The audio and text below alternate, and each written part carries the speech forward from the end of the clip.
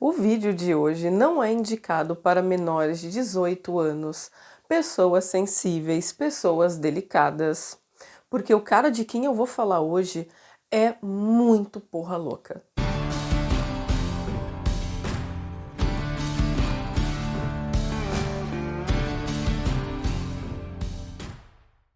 E hoje eu quero falar de um cara que eu super admiro, Charles Bukowski, esse cara aqui, ó.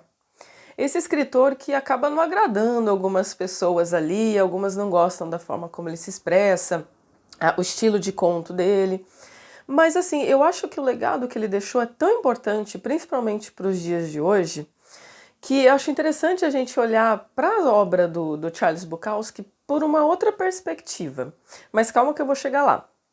Nesse vídeo de hoje, assim, eu não quero falar a respeito de um livro dele, mas e sim da obra dele e do que ela representa para mim, qual foi a minha experiência e quem sabe atrair um pouco da sua curiosidade para você que talvez não curta muito o velho Buck, acabar dando ali uma oportunidade nova para os escritos dele. Então tá, quem foi o Charles Bukowski? Algumas pessoas acabam dizendo que ele não era aquela coisa ali que ele mostra nos vídeos, não, que ele mostrava nos vídeos, mas que ele interpretava um personagem. Eu tenho as minhas dúvidas por causa da história de vida dele. Então, assim, ele nasceu na Alemanha e aos 3 anos de idade a família se mudou para os Estados Unidos. Só que ele era filho de um pai abusivo. Então, ele presenciava o pai dele abusando física e psicologicamente da mãe dele. Ele também era uma vítima do pai. Então, você vê que ele teve ali uma infância difícil, uma infância mais bruta. Quando ele chegou ali na adolescência, ele acabou desenvolvendo uma doença de pele, então ele não conseguia frequentar muito a escola, porque ele passava por procedimentos, ele tomava uns medicamentos, ele acabava servindo de chacota para as outras pessoas, outros alunos, então ele não tinha muitos amigos. Ele começou a ficar ali mais recluso. Um dia o pai dele acabou dando uma máquina de escrever num dos seus aniversários, e ele começou ali a se descobrir dentro da escrita. Até que um dia o pai dele pegou os escritos, leu e não gostou nem um pouco. Acabou expulsando Charles de casa, olha, adolescente, novo, e jogou o filho pro mundo, não queria nem saber. Vai lá saber o que leu, né? Mas para um pai abusivo, podia ser qualquer coisa que talvez fosse apenas um pretexto para tirar o filho de casa, né? Bom, aí o Charles estava jogado ao mundão, tinha que sobreviver, então começou a trabalhar tanto em trabalhos que tinham carteira assinada, outros não tinham, fazia muitos bicos.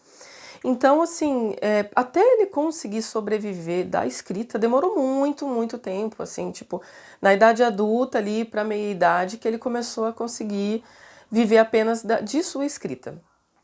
Por isso que eu acho que ele não interpretou um personagem, porque ele teve realmente uma vida muito dura. E quando você lê os contos dele, ele trata disso, assim, 90% você percebe que são coisas que aconteceram com ele. Os outros 10 são alguns poemas que ele fez, algumas outras coisas, mas assim, um pouquinho só de ficção, mas 90% é da vida dele. Então foram coisas que aconteceram com ele e que batem com a vivência que teve, com a história de vida. Então é por isso que eu acho que talvez não seja um personagem, era ele sim. E aí nos seus contos, então, a gente acaba lendo muito sobre sexo, drogas, bebida, brigas, né, coisas ali que acabavam permeando a sua vida.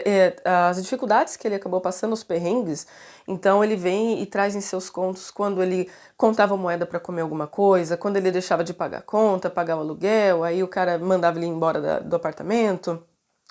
Quando ele teve que penhorar a máquina de escrever dele, e aí ele começava a escrever os manuscritos todos à mão, ele até fazia umas ilustraçõezinhas e mandava para as editoras, para as revistas, jornais, tudo escrito à mão mesmo, assim, ele não se incomodava, ele até gostava. Mesmo às vezes tinha épocas que ele estava com a máquina, mas ele escrevia à mão.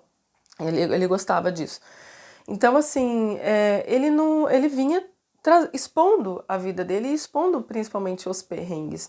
Até tem uma parte, assim, de um livro que ele conta quando ele trabalhou nos Correios, por exemplo, e ele era perseguido pelo chefe dele, o chefe não ia com a cara dele, não gostava, aí eu mandava para umas rotas que ninguém mais queria fazer. Mandava ele entregar papéis em dias de muita chuva, dias de muito frio, e ele ia aguentando aquilo ali porque ele precisava do dinheiro, tal, ele estava com umas dívidas, então vou ter que aguentar isso daqui, né? Como muita gente faz. Então, Para mim, os escritos dele são interessantes por causa disso. Às vezes a gente tem a sensação de que, sabe, assim, as coisas dão erradas e a gente pensa assim, ah, é só comigo que acontece isso?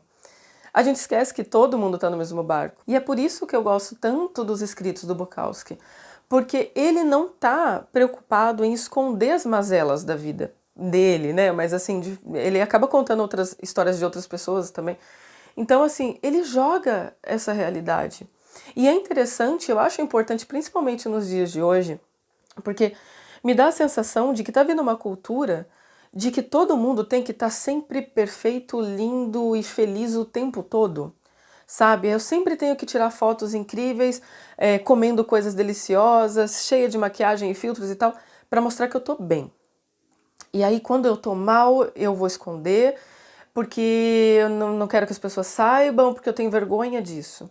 O que eu quero dizer é que parece que quando a gente não tá bem, a gente sente vergonha disso, porque a gente tem essa sensação de que tá todo mundo feliz e eu não estou feliz, sabe? Ai, tá todo mundo realizado aí, eu não consegui me realizar nisso daqui.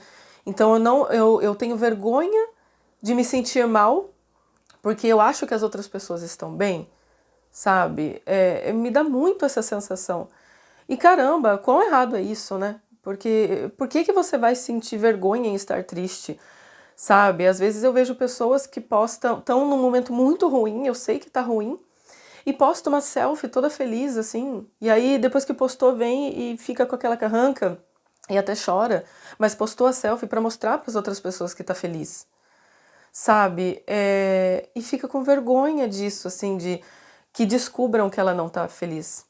Só que caramba, às vezes você perde o emprego, ou você troca de emprego, você tem que vender seu carro, você tá passando por um perrengue financeiro, você terminou um relacionamento, você vai ficar triste, qualquer um vai, sabe? E não é vergonhoso isso acontecer.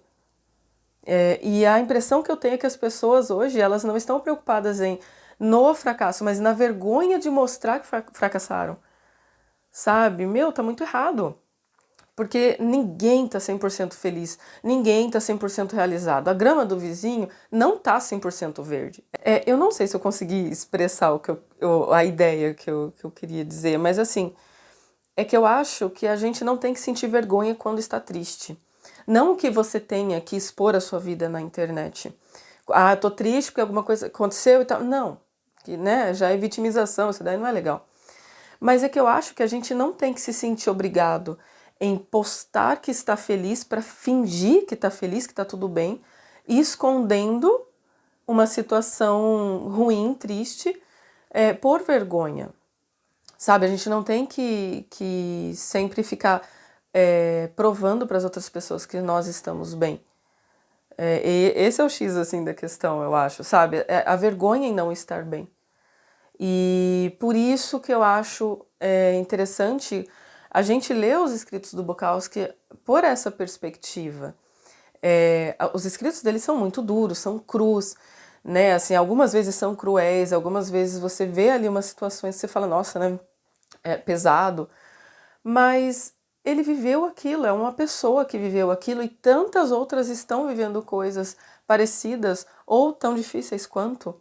Talvez o interessante de quando você entrar num livro do Bukowski seja você olhar por esse outro ângulo, porque serão textos que não vão assim te trazer um alívio como uma ficção faz, mas eles te distraem e eles mostram esse outro lado que muitas vezes a gente esquece, sabe? De que calma, estar bem, não estar tão bem, de que coisas ruins acontecem às vezes, todo mundo vai passar por isso. Não é vergonha passar por momentos ruins, sabe? A ideia que eu tiro dos escritos dele é justamente essa, sabe? É como se ele quisesse mostrar pra gente que todo mundo é igual, sabe? Que às vezes a gente vai passar por perrengue sim, e não é pra sentir vergonha disso. Bom, eu não sei se eu consegui passar a ideia que eu queria no vídeo ou se ficou um pouco confuso.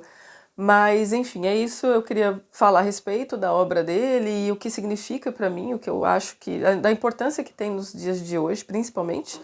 E eu queria trazer dois livros aqui para vocês. Um é Escrever para Não Enlouquecer, que foi sim o que inspirou a minha vinheta aqui no YouTube, que é Ler para Não Enlouquecer. Foi inspirado nesse livro aqui, sim. Muito bom para os autores, para o pessoal que gosta da escrita, esse livro é muito legal. E tem esse outro aqui, sobre gatos, porque eu puxo mesmo o saco de quem gosta de gatos, eu tenho um monte de gatos, amo. E aí, a hora que eu soube que o Bukowski gostava de gatos, eu falei, poxa vida, esse cara é mais legal do que eu imaginava. E esse livro é muito interessante, tanto para os amantes de gatos, mas assim, para quem quer conhecer mais a vida do Bukowski, porque foi mais ali pro fim da vida que ele começou a ter gatos. Então ele conta que foram aparecendo na casa dele, ele foi gostando, mas quando ele viu ele já estava com 10 gatos e não sabia de onde tinham surgido. E até tem uma frase que eu acho muito legal dele, que ele fala assim nesse livro, os jornalistas falam que antigamente eu escrevia só sobre mulheres e bebida, e agora eles falam que eu só escrevo sobre gatos. Então você vê como ele ficou apaixonado pelos felinos, né? Quem tem sabe que gatos são apaixonantes mesmo. Mas e aí? Conta pra mim nos comentários. Você já leu Charles Bukowski? O que você achou? Você curtiu? Não gostou muito?